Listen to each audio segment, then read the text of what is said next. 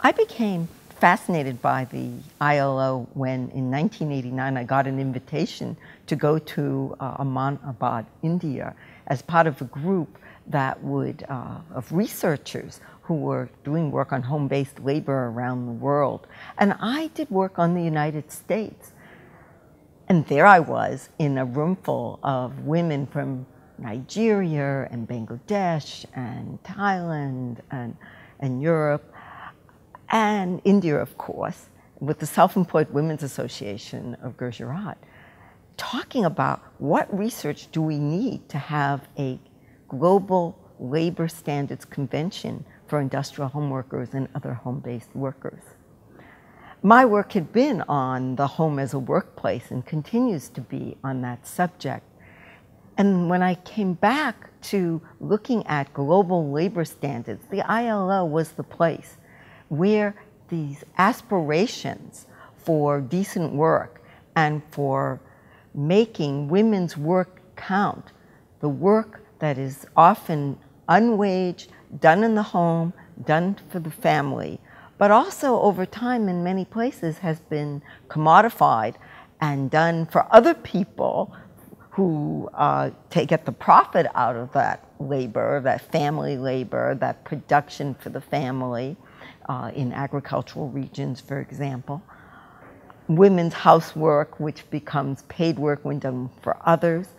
Well, the ILO was a place in which initially home-based labor was on the periphery.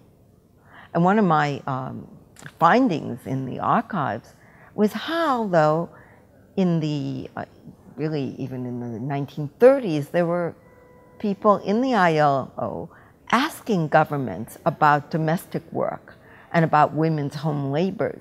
But it really wasn't until first the early post-war period in which people like Mildred Fairchild, who at that time, who came from the United States, was head of the section on women and child workers, young workers, began to say we need some sort of international instrument on domestic workers.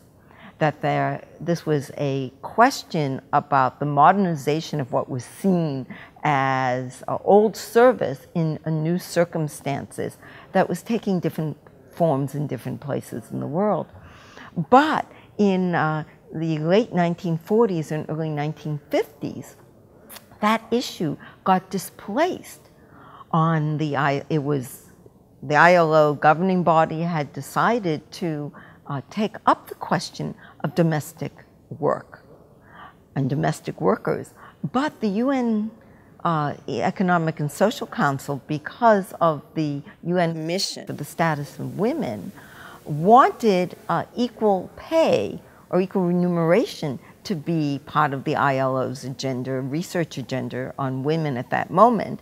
And the ILO was very concerned that this new UN Human Rights, Women's Rights Committee would displace it as being the agency around the world that would be concerned with the economic status of women. And so that the ILO decided, okay, we will not talk about domestic workers, we will talk about equal pay instead. And yet, the issue of domestic workers and of other forms of home-based labor did not go away. And they were often discussed together, sometimes confused, that industrial home workers and domestic servants were seen as maybe the same work, maybe not, by people looking at this work from the outside. And it was women in the ILO who took work that was not the standard work, was not like industrial employment, that was associated with the home, and put it and saw that this was no longer the periphery, but becoming the center with the informalization of the global economy.